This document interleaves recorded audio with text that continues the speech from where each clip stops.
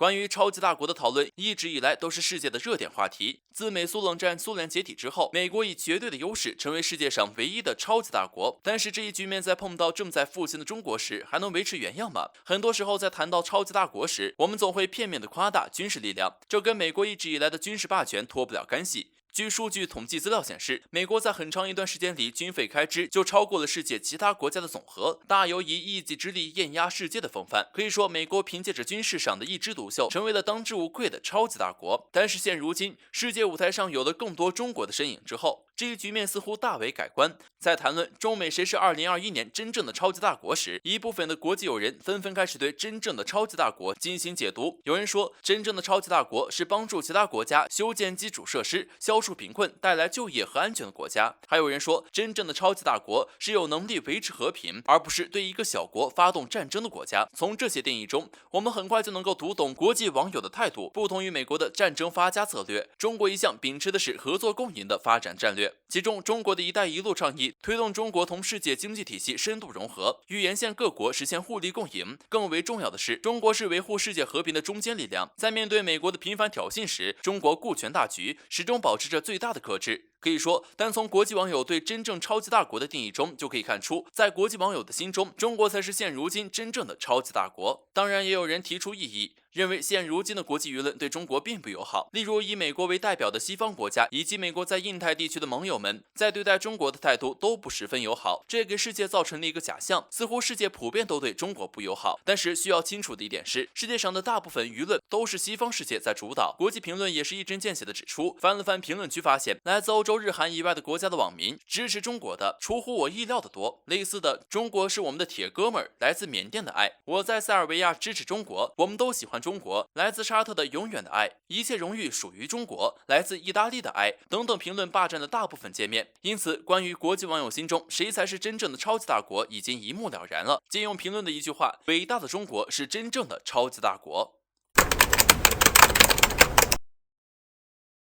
在4月份，印度的新冠疫情曲线激增，并在5月初达到巅峰，数日单日新增确诊病例超过40万例。而这次印度疫情失控，莫迪政府的抗疫措施备受批评。然而在这种背景下，果不其然，印度又赖上了中国。最近，印度尼赫鲁大学国际关系研究院东亚研究中心主任斯里坎特·康达帕里在印度主流媒体《德干先驱报》上刊文宣称，新冠病毒是从有意或无意从武汉病毒所泄露出来的生物武器。文章中几乎没有任何实际证据，而全是去年曾经散播的各种谣言，比如提到美国参议员兰德·保罗等人最近炒作的议题，宣称美国一些机构资助武汉病毒研究所人员有定期联系，试图借此暗示美国疫情爆发和中国有关，而且还扯上了去年澳大利亚记者捏造的中巴合作研制生物武器的谎诞报道。事实上，武汉病毒研究所迄今一直保持着零感染。世卫组织在中国的溯源报告也指出，中方实验室极不可能泄露，并对中国的开放透明态度进行高度赞赏。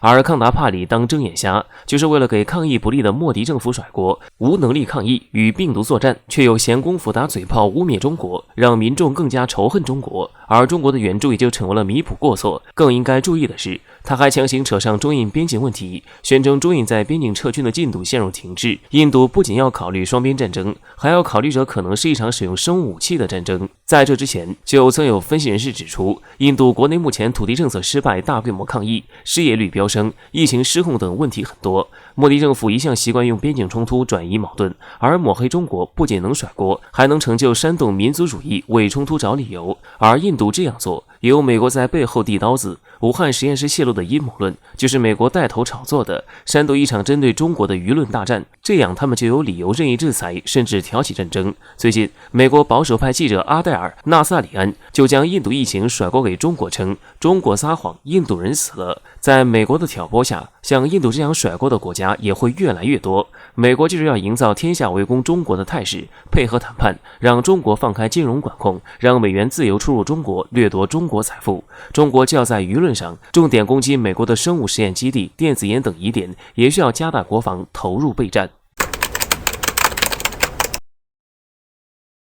如今，美国海军在中国周边海域活动的次数越来越频繁。前几日，在未经过中国政府允许的情况下，非法闯入中国西沙领海。在此之前，美国海军刚刚穿越台海海峡。对此，戴旭大校表示，如果美军舰闯入中国领海，不要害怕，也不要退缩，炮弹打完了就直接撞上去。作为中国鹰派第一人，戴旭态度非常强硬。按照他的话来说，美国忌惮中国的发展，把中国视为最大的对手，现在正从各个方面对中国进行围追堵截。在此背景下，南海、东海甚至是台海都不会再有安宁之日。尤其是拜登上台以后，美国就在不断拉拢其他小国来挑衅中国，便将中国视为主要战略竞争对手，经济、科技、政治以及军事上不断向中国施压。不可否认，美国如今的一系列举动都在释放一个信号：中美关系回不到过去，也不可能回到过去，除非中国停止发展。可这怎么可能？在认清这一现实后，我国人必须放弃幻想，警告对美国来说已经起不到任何作用，只有反击，像俄罗斯战斗民族那样的反击，才会让美国忌惮害怕。戴旭的立场认为，拳头远比善意更有用，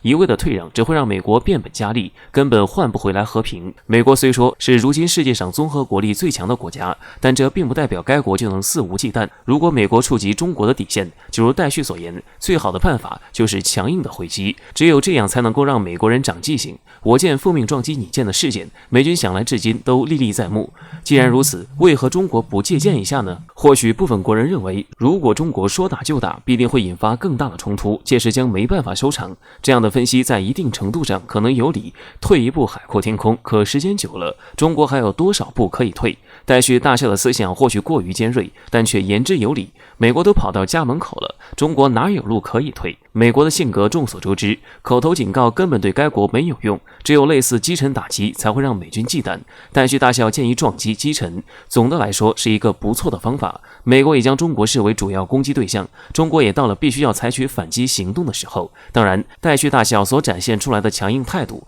换个角度也可以看出他对国家安全的担忧。美国为了遏制中国发展，展开了一系列举动，联合其他国家试图将中国围堵在海路上。美国是目前世界排名第一的国家，这样硬刚起来，或许我国占不到任何便宜，但美国也不可能全身而退。既然躲不掉，那唯有硬气回击，才能够让敌人心惊胆战。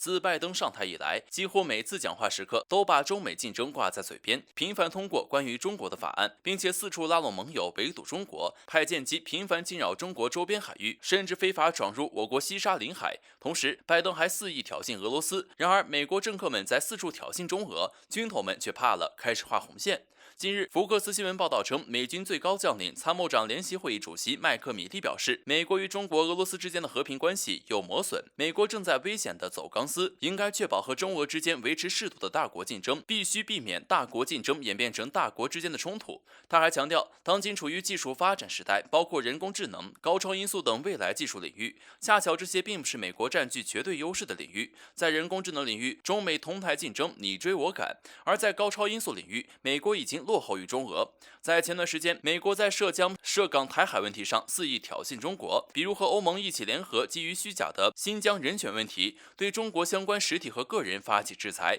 同时还在台海问题上指手画脚，多次穿过海峡宣扬航行自由，还派出所谓的代表团访台，并且还在批准新一批军售。同时在贸易方面继续延续其上任的政策，对中企拉实体名单，增加关税，制裁个别优秀中企等手段。而最近，美国更是再度热炒武汉病毒实验室泄露的话题，拜登要求情报机构就疫情起源展开调查，并敦促中国参与全面透明的调查。他们关心的是真相吗？只不过是为了搞污名化，进行政治操弄，让中国背这口大锅。这就和当年美国入侵伊拉克的洗衣粉事件如出一辙。马来西亚前总理马哈蒂尔今日就警告，不要激怒中国，否则后果严重。美国政客肆意挑衅，也让美国军方大佬们有点慌。毕竟中美最有可能在台海问题上爆发冲突。我想全世界没有一个战略家会认为，在中国几百公里近海范围打仗，中国会输。中国压上的顶多是暂时的发展机会，美国压上的可是命。打起来就知道什么是灭顶之灾。不过，也有观点认为，这是美方放出的烟雾弹，说不定背后正在为大战等时机做准备。对于美国的一系列危险动作，环球时报主编胡锡进再度建议，必须为中美一旦发生高烈度的摊牌做好准备，应提高远程导弹和核弹头的数量，让美国瑟瑟发抖。